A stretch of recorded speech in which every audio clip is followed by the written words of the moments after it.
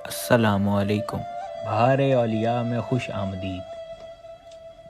پہلی ایپیسوڈ میں حضرت سید خیر اللہ شاہ صاحب رحمۃ اللہ علیہ المعروف میاں صاحب کا تعارف بیان کیا گیا۔ اس ایپیسوڈ میں آپ کی کرامات بیان کی جائیں گی۔ کرامت اس لیے ہرگز نہیں ہوتی کہ مخلوق خدا میں اپنی بڑائی بیان کی جائے یا ان کو اپنی طرف راغب کیا جائے، بلکہ کرامت اس لیے ہوتی ہے کہ جب مخلوق خدا کو کوئی پریشانی یا مشکل آ گھیرے تو فطرت کے برعکس کام کر کے ان کی مشکل و پریشانی کو دور کر دیا جائے۔ حضور سرور دو عالم صلی اللہ علیہ وآلہ وسلم کا ارشاد مبارک ہے کہ اگر تم ہوا میں کسی کو اڑتا دیکھو، پانی پر چلتا دیکھو یا آگ کے گولے کھاتا دیکھو پر وہ میری سنتوں پر عمل نہ کرتا ہو تو اسے جوتا مارو کہ وہ راہزن شیطان ہے، کیونکہ آج وہ علوم ظاہر ہو چکے ہیں جیسے کہ علم ٹیلی پیتھی، جس سے ہوا میں اڑا جا سکتا ہے، پانی پر چلا جا سکتا ہے، مگر اولیاء اللہ کی سب سے بڑی کرامت آپ صلی اللہ علیہ وآلہ وسلم کے دین کے اوپر استقامت ہے۔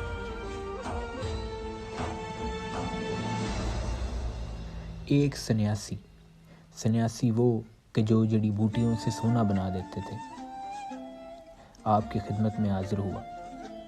آپ سید خیر اللہ شاہ صاحب رحمۃ اللہ علیہ حقے کے قریب تشریف فرما تھے۔ حقہ دیکھ کر اس نے آپ سے حقہ استعمال کرنے کی اجازت طلب کی۔ اجازت مل جانے کے بعد وہ اپنی باری پر بیٹھ گیا، اور جب باری پر بیٹھا تو تانبے کا ایک ٹکڑا حقے کے اوپر رکھ دیا۔ جب وہ حقہ استعمال کر کے فارغ ہوا تو کیا دیکھتے ہیں کہ حقے کے اوپر تانبے کا ٹکڑا سونے میں تبدیل ہو چکا ہے۔ اس نے وہ سونے کا ٹکڑا اٹھایا اور آپ کی خدمت میں حاضر ہوا اور فرمانے لگا، حضور یہ آپ کے لیے۔ تو آپ نے فرمایا کہ میں اس سونے کو لے کر کیا کروں گا؟ وہ آگے سے فرمانے لگا کہ حضور آپ سید زادے ہیں، یہ آپ کے لیے۔ تو آپ نے فرمایا کہ مجھے اس کی ضرورت نہیں۔ پر جب اس نے زیادہ اصرار کیا تو آپ نے اس کی گردن سے پکڑ کر فرمایا کہ پیچھے دیکھ۔ جب وہ پیچھے دیکھتا ہے تو کیا دیکھتا ہے کہ معین الدین پور سیداں کی ساری زمین کو آپ رحمۃ اللہ علیہ سید خیر اللہ شاہ صاحب نے سونے میں تبدیل کر دیا۔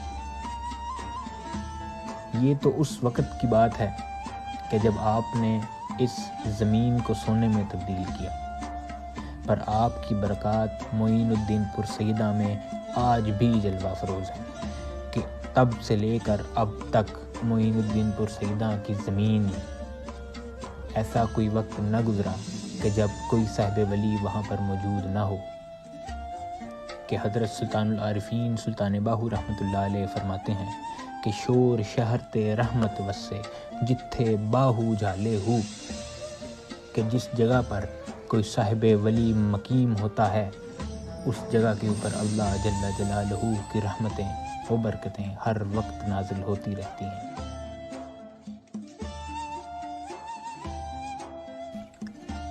سید خیر اللہ شاہ صاحب المعروف میاں صاحب رحمۃ اللہ علیہ ایک مرتبہ اپنی داڑھی مبارک کا خط کروا رہے تھے، تو دوران خط ہی آپ نے اچانک حجام سے فرمایا کہ کچھ دیر انتظار کرو، اور یہ کہتے ہی آپ اپنے کمرے میں تشریف لے گئے۔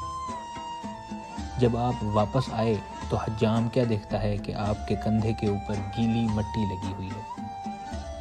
حجام نے پوچھا، حضور یہ کیا ماجرا ہوا کہ گرمیوں کا موسم، آپ اپنے کمرے میں تشریف لے جاتے ہیں، واپس آتے ہیں تو کندھے پہ گیلی مٹی؟